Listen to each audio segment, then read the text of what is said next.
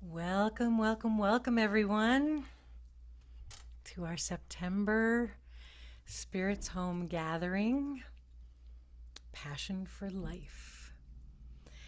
And yeah, if you're here and you're entering, please please stick around all the way to the end because I don't always see who's here until we finish. And I love to see your faces and to know who is with us. So I hope you can stay. And yeah, so let's get this show on the road. We're going to do a little singing. The song repeats a lot, so you'll catch on. And please, while muted, no offense, I'm sure you're all great singers. While muted, please sing along.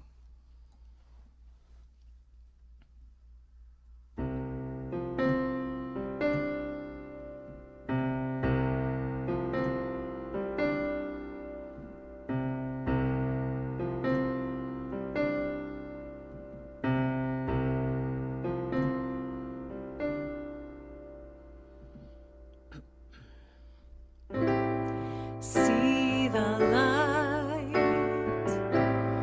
be the light, see the vision,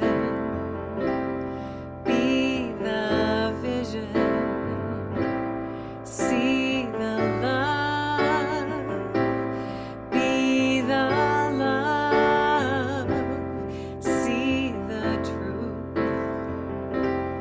be the truth. See your life, create your life, live your life with passion. See your life, create your life, live your life with passion. See the peace, be the peace, see the world, heal the world, see yourself and be yourself, see beyond and go beyond. See your life, create your life, live your life with passion. See your life, create your life, live your life with passion.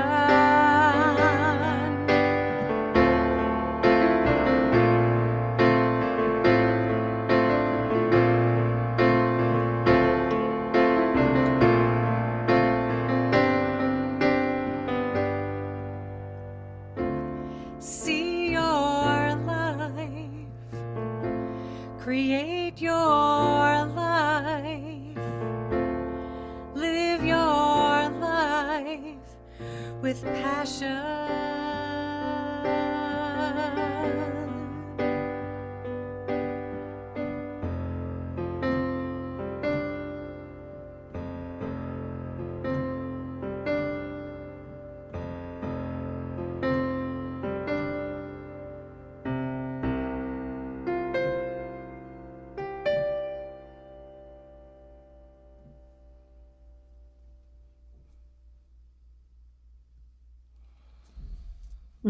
Taking that collective breath, centering in this now moment, absolutely knowing that each and every one of us are in the perfect place right here and right now. That today's message is the perfect message for each person here or each person listening to the recording later. We absolutely know it is exactly what we need because we are the light.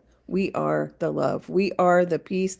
And we have this loving community that goes out and touches everyone that we interact with, knowing that we are blessed by our togetherness, our connection, our community, blessed by the words from Reverend Rachel today. And we just well up all the gratitude, all the gratitude. So grateful. I simply release this to the law that says yes. And so it is. Amen. Ashe.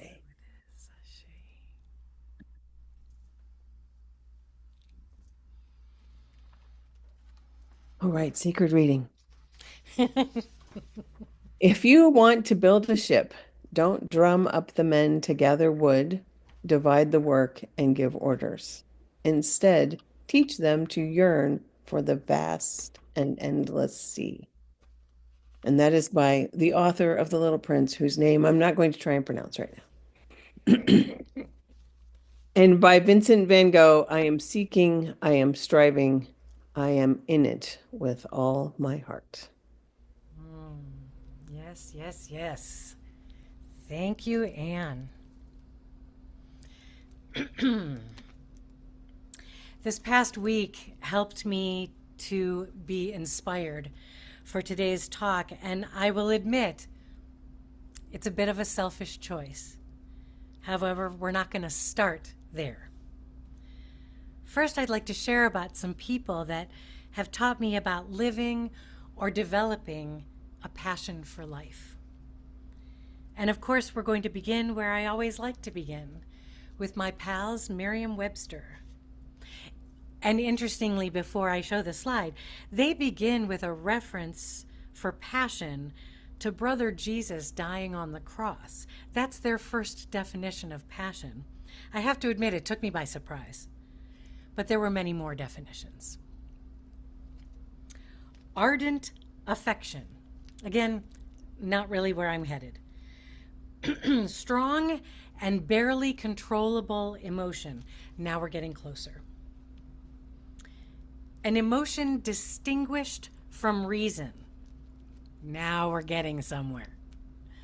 A strong liking or desire for or devotion to some activity, object, or concept. Yeah, that makes sense.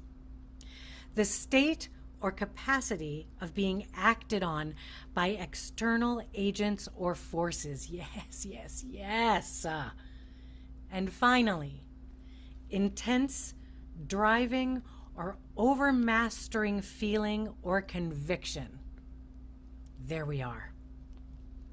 Passion, with the big P, of course, is where I love to live. It's where my role models lived and currently live.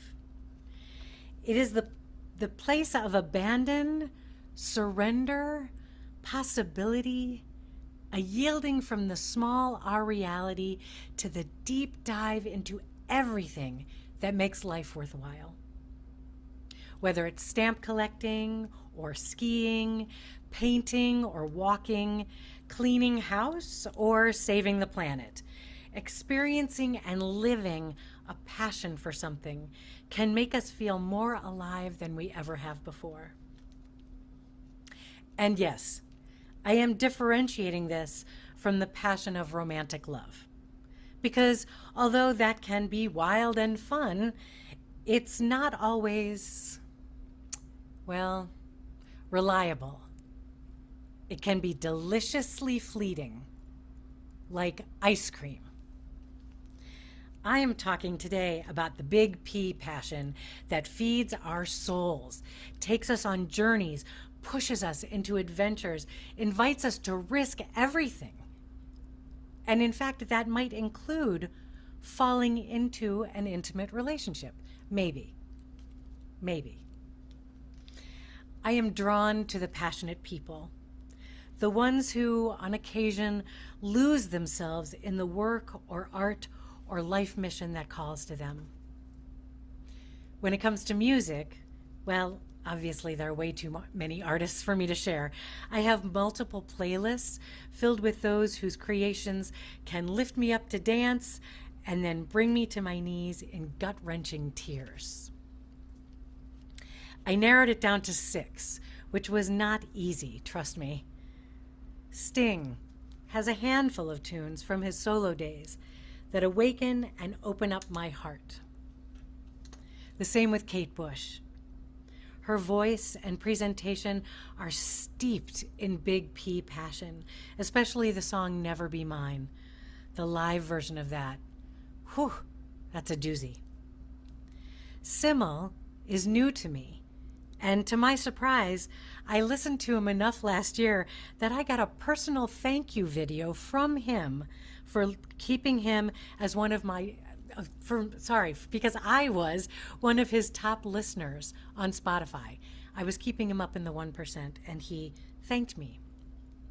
Daniel Hart is a film and television composer, extraordinary guy. If you want to have an epic encounter with a piece of music, ask me to send you my favorite one of his.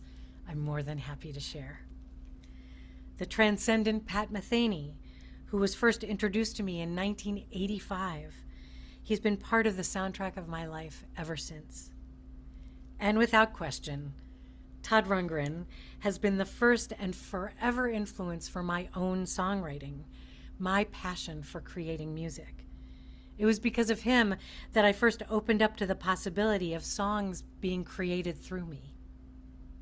And his vocals on his song, If I Have to Be Alone, for me, it's the ultimate definition of passion.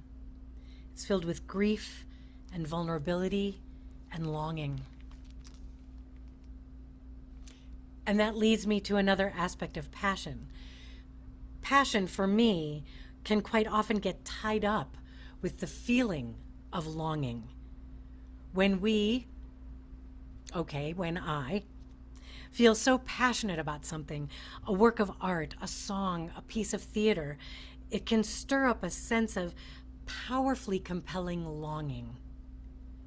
Most of my favorite films and shows are steeped in this kind of passion. And it is the actors that deliver it right to my soul, and I want to lift some of them up and honor them. Again, way too many to choose from. So I'm going with 8 of my most recent passion guides. We'll start with the guys. Andrew Scott in Vanya.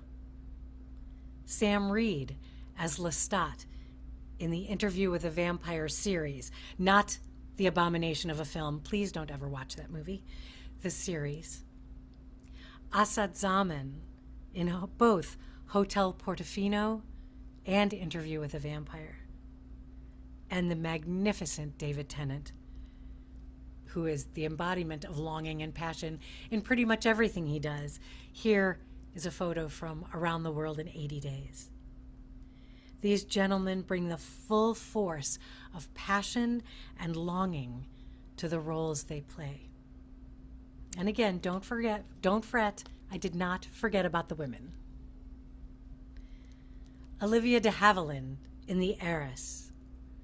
Kate Blanchett in the film Carol. Katharine Hepburn in The Rainmaker, one of my most favorite passion plus longing films. And my beloved Ruth Gordon as Maud. She became one of my earliest teachers about living a life of passion in the movie Harold and Maude. It's so easy for me to get swept away with them and lose myself in the characters' journeys. These are the kind of moments when passion is something to savor, and in my case, to watch over and over and over again.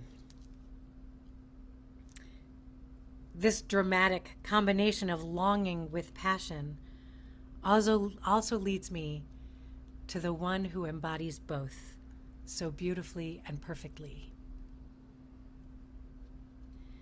Vincent van Gogh, or Van Gogh as it is pronounced in his native tongue, has always been an inspiration of passion for me, for several reasons. The fact that he longed to be a pastor is right up there at the top of his list. Painting was his fallback career when he was not able to pursue his first passion, which was to serve God. And you want to talk about destiny, right? I mean, I'm sure he would have been a deeply impactful pastor. And quite possibly, it might have saved his life if he had been allowed to live out that dream. Still, the universe had other plans for him, and it made space for his passion to pour out of him onto the canvas in thick strokes and magnificent swirls and flying crows and starry skies. My most favorite quote of his, part of which is tattooed on my body, is for me one of the most eloquent and raw examples of passion and longing and what that can feel like. He wrote this in a letter to his brother Theo. Do our inner thoughts ever show outwardly? There may be a great fire in our soul, but no one ever comes to warm himself at it, and the passers-by see only a little bit of smoke coming through the chimney and pass on their way. Now look here, what must be done? Must one tend that inward fire, have salt in oneself, wait patiently, yet with how much patience, for the hour when somebody will come and sit down near it, to stay there maybe? Let him who believes in God wait for the hour that will come, sooner or later. I carry that message of tending my inward fire with me everywhere I go. His belief that someone might come sit beside him, well, it continues to give me just a little bit of hope. If you ever want to get a taste of what Van Gogh might have been like in his time, check out this brilliant episode of Doctor Who. This actor is utter perfection in his portrayal of this complicated, passionate man. And if you can't get the whole episode, just go to YouTube to watch the scene when he sees his own work in a modern-day museum, and here's what the docent says about his life. I guarantee you that you will feel it as if it was real. Okay, I have to admit right here and now that my idea for this talk got completely waylaid once I started writing it. I had a plan to travel into the worlds of Brother Francesco and St. Joan of Arc and Sister Teresa of Avila and go deep into spiritual passion. I even had slides. And then I got waylaid by music and actors and films and got lost in that. So I'm going to share briefly. Whoops, I moved my arrow. I'm going to go swing through the slides that I did have for a brief visit with those who inspire my passion, my spiritual passion. Stories of Francesco's awakening to Spirit's call for him to live a life of giving, sacrifice, passion, and longing have always inspired me. As well, of course, the story of his sweet connection with the wolf in Gubbio.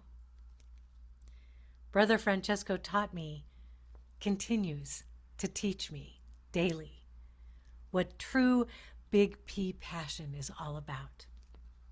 The love that comes with a life of service. The joy of building something that will last without having an attachment to it, because he never really wanted a traditional church. His connection to nature, to animals, and to rocks and stones spoke right to my heart and soul, starting from the age of 9 when I first saw the film Brother Sun, Sister Moon. I knew him, and I felt seen. And then there are 2 of the women who also guide me in the ways of a passionate life. My beloved St. Joan of Arc, which was not actually her last name. There are interesting stories actually about her last name, and the most fascinating to me is that during her trial, she testified that she did not know her last name. And I find that very meaningful. Passion, commitment, a knowing that she was called for something larger than her life could contain. She answered that call and flummoxed many people. And Sister Teresa of Avila, another young woman who received messages that called her to follow a path of faith and passion. And I love her prayer. Not surprisingly, both of these women were thought to be mentally ill, schizophrenic specifically, and also possibly epileptic, along with any number of other inaccurate illnesses, when in fact they were powerfully blessed, guided by Spirit in a way that others could not possibly comprehend. Passion, as you can see, can be a dangerous thing. Dangerous in the best way, though. And there's so many more examples of artists, musicians, writers, followers of Spirit, actors, teachers, mystics. I am surrounded by the souls of those who inspire me on a daily basis. And this talk began because of one person in particular. My first teacher of what having a passion for life truly means, and that would be my dad. The timing of this talk is because this past Wednesday, September 17th, marked 50 years since he moved on from this adventure to what Shakespeare called the undiscovered country. Along with my family, I have lived 50 years without him. That isn't what this talk is about, though. It's about the years I got with him. The first 12 years of my life on earth were my dad's last 12, and we packed quite a bit into those 12 years. In those 12 years, my dad's love and influence, teaching and inspiration shaped me and started me onto the life camino that would lead me to the me that I would eventually become. Pretty sure it took a little longer than he would have liked. However, I've finally gotten here. He taught me to enjoy life, most especially to enjoy county fair food. He taught me to pull the car over if I ever see a rainbow, because rainbows are miracles. He guided me to my passionate love of music. Musical theater was a passion of his. He taught me how to experience theater in a way that remains deeply embedded in me and explains why I always tend to cry unexplainable tears when a particular moment in a show hits my heart in just that special way.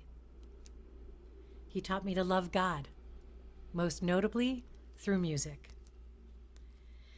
Every fall season, I get to relive his passion for God by listening to the recordings of him singing Yom Kippur prayers that my mom had the wisdom and foresight to record. His voice, just 48 hours before he was suddenly taken from us, is filled with passionate abandon and a yielding to God that moves me every time I hear him on those recordings.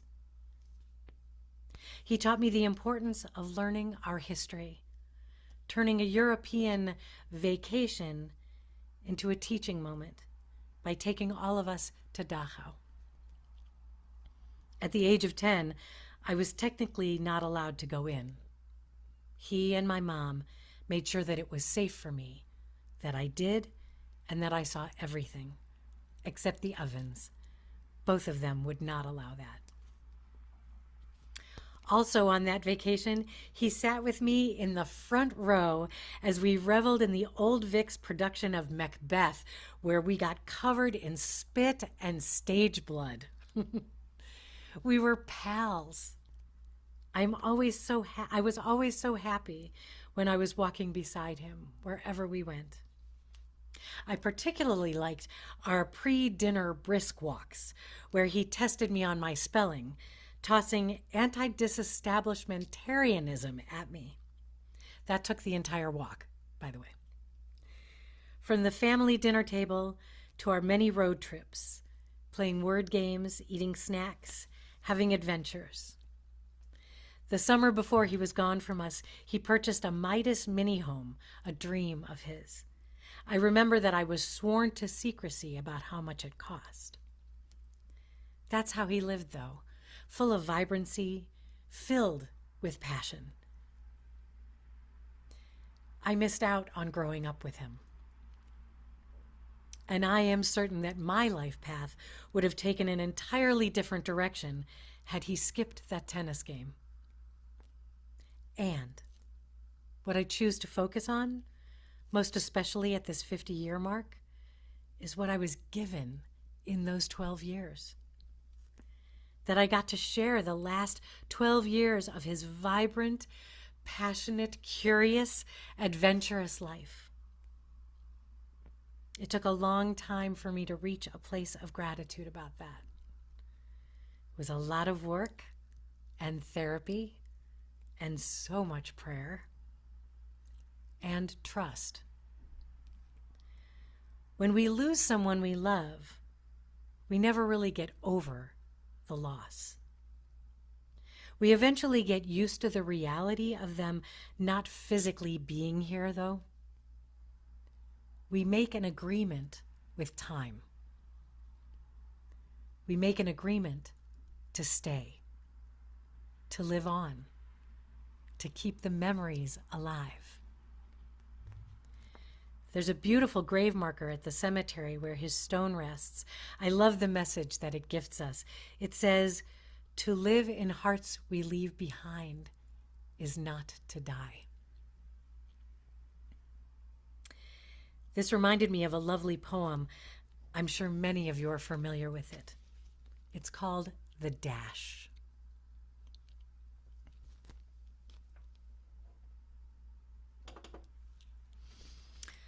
I read of a man who stood to speak at the funeral of a friend. He referred to the dates on the tombstone from the beginning to the end. He noted first came the date of the birth and spoke the following date with tears. But he said what mattered most of all was the dash between the years. For that dash represents all the time that they spent life on earth. And now only those who loved them know what that little line is worth. For it matters not how much we own, the cars, the house, the cash. What matters is how we live and love and how we spend our dash. So think about this long and hard. Are there things you'd like to change? For you never know how much time is left that can still be rearranged. If we could just slow down enough to consider what's true and real and always try to understand the way other people feel. And be less quick to anger and show appreciation more. And love the people in our lives like we've never loved before. If we treat each other with respect and more often wear a smile, remembering that this special dash might only last a little while. So when your eulogy is being read with your life's actions to rehash, would you be proud of the things they say about how you spent your dash? I'm grateful every day for the 12 years of the dash I got with my dad. Being reminded of all of the ways he influenced and still continues to influence my life. The big bonus, when I look in the mirror, it's his face I see. I get to see what he would have looked like as he aged. I wear his face with pride and absolute delight. Wherever his spirit leads him, I know that he is right here with me, always.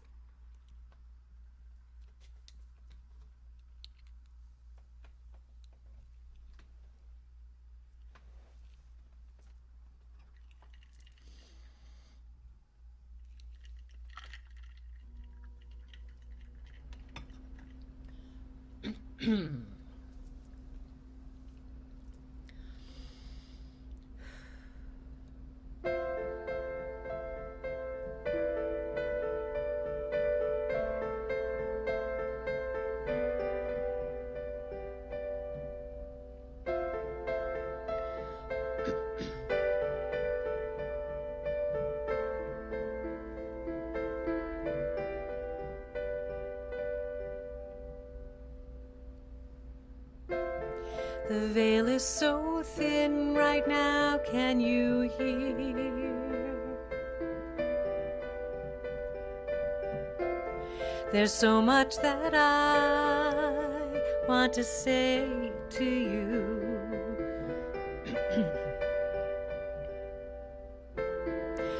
I've grown up. You know what? I'm going to start over because I'm distracted by the fact that the mic is in the wrong place. So thank you for your patience.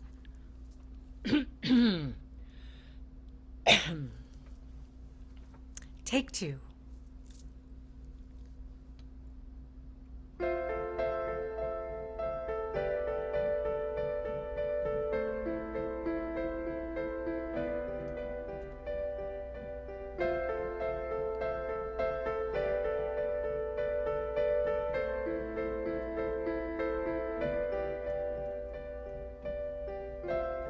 The veil is so thin right now, can you hear?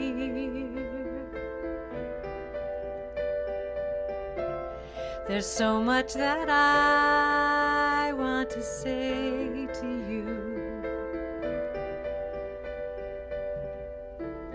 I've grown up so much, do you know who I am?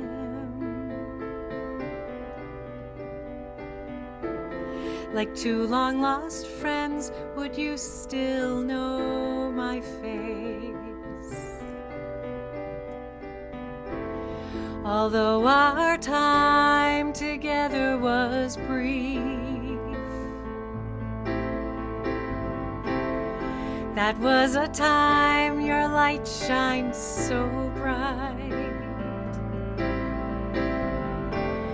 Now that light is shining in me, shining through me. That light renews me. I'm breathing life into your heart. Now it's my heart.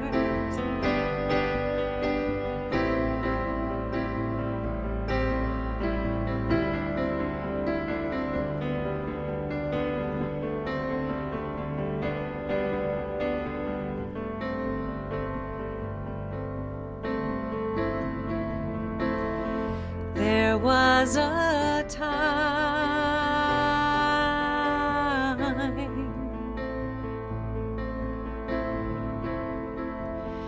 I thought I'd die without you.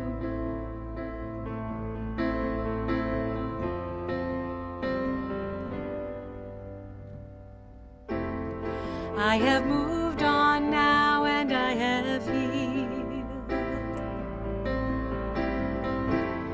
and yet a part of me still holds on. I don't need you back, that's not what I mean. It just would be nice to go for a walk sometime. And still your light keeps on shining in me, shining through me. It does renew me. I will always breathe life into your heart, 'cause now it's my heart.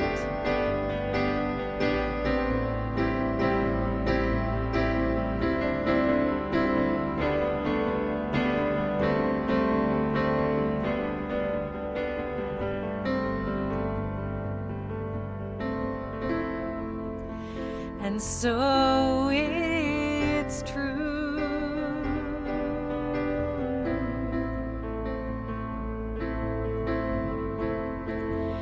I live my life just like you.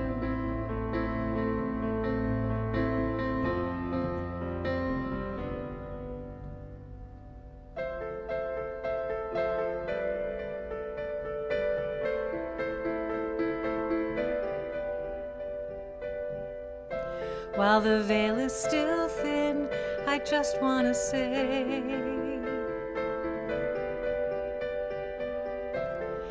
love you so much.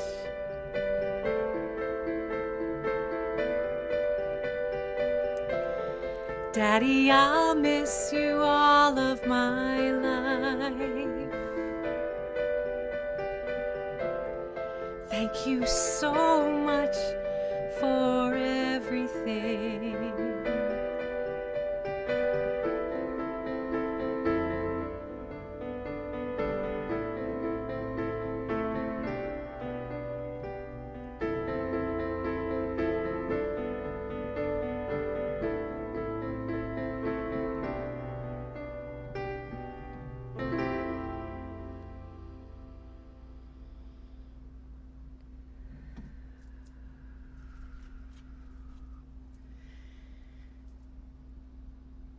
So let's just take a breath.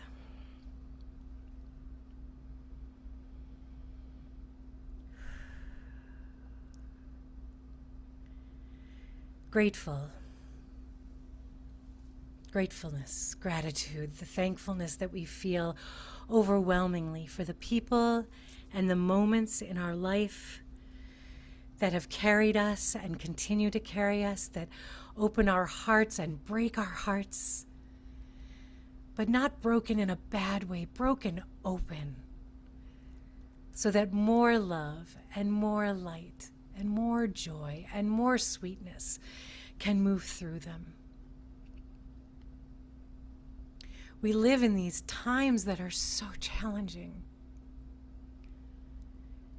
And so it's more important than ever to take these moments, even fleeting moments of gratitude, seeing a pretty cloud flow by, a beautiful sunset, taking a deep breath of fresh air, taking a hot shower, drinking a clean, cool glass of water. The simplest of things that some people on this planet are not allowed or even able to have. Let's take those moments, cherish them, and as we do, we hold everyone in a place of love, protection, safety. We speak words of peace more than just pray them. Praying can be a very powerful tool, and speaking those words is powerful as well. Speaking words of peace, of passion, of love, of connection. Finding all the ways that we can thank those who've inspired us and then be that inspiration in our lives so that we inspire those who are just a little bit behind us on the path.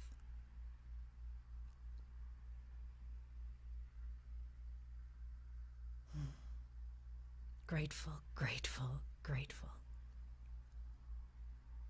And with that, I say, Amen, Amin, Ashe, and so it is. Thank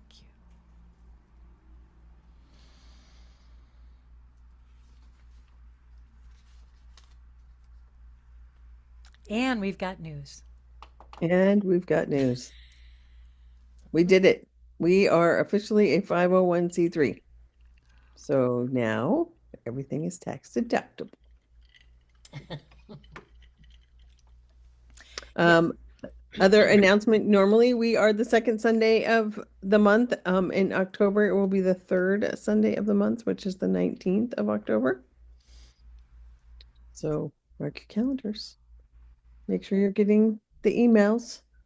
Yes, if you're on this Zoom and you don't get the emails, we only send out 2 a month. If you're not getting them, please let us know. You can go to the website, which will be on the last slide, and go to the contact tab, or you can just email me, revrachelhollander@gmail.com, and say, I'm not getting the emails, because I want everybody to get them. So we're going to sing. We're going to do the Elmo song. For you newbies, I call it the Elmo song because I bounce like Elmo when I sing it. And I just got back from Michigan. Last weekend, I was in Michigan doing a talk and a workshop. And it was so fun teaching this to a whole new group of people. And having them sing the echo was like, it just made me feel so happy. So more news about Reverend Rachel on the road is to come.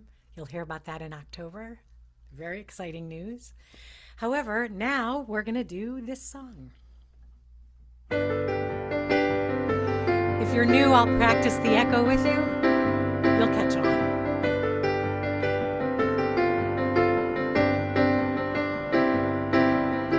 Always so grateful, always so grateful. That's your part.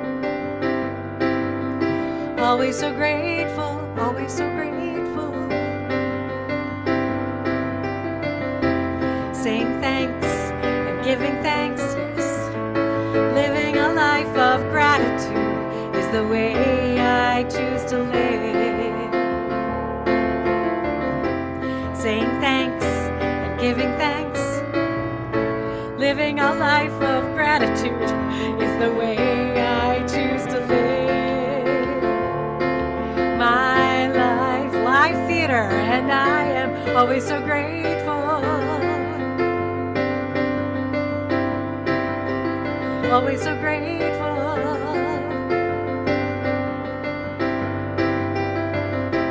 Look around, so much to say, yes.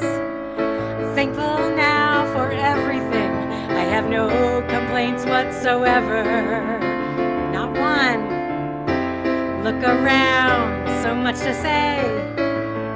Thankful now for everything. I have no complaints whatsoever. None whatsoever.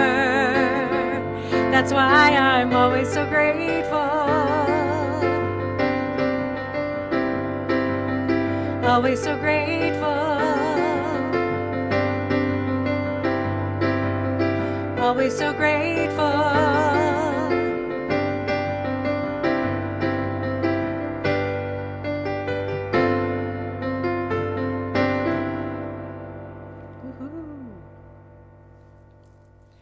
So, if you have Venmo, you can use that QR code. If you do not have Venmo, email me if you would like to donate, and I will let you know how. Next month, third Sunday, 19th October, and there's the website. And thank you so much for being here today. Today's talk was a blessing for me to share, and I hope it was a blessing for you to receive.